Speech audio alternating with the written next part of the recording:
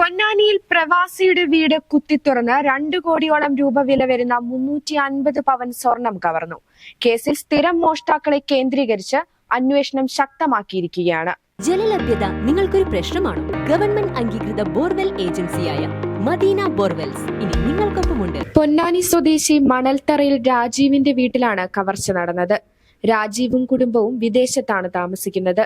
ശനിയാഴ്ച വീട് വൃത്തിയാക്കാനെത്തിയ ജോലിക്കാരിയാണ് കവർച്ച നടന്ന വിവരം മനസ്സിലാക്കിയത്.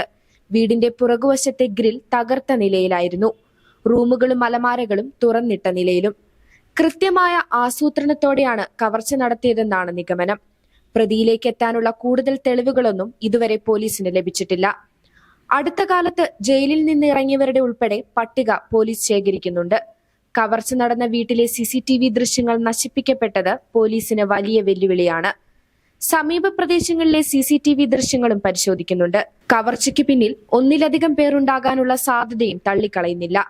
തിരൂർ DYSPയുടെ നേതൃത്വത്തിലാണ് അന്വേഷണം പുരോഗമിക്കുന്നത്. ഞാൻ പ്രിപ്പയർഡ് ആണ്, confident.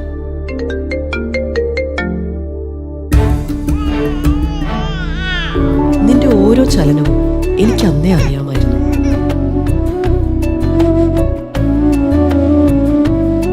Hey Liz, the baby's got your nose, cheeks and lips.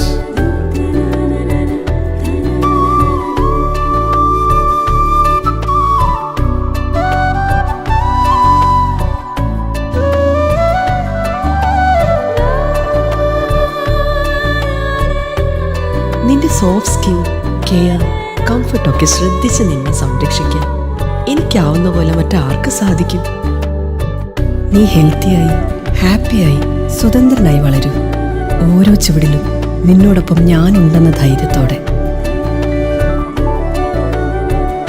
Poppies, full of love.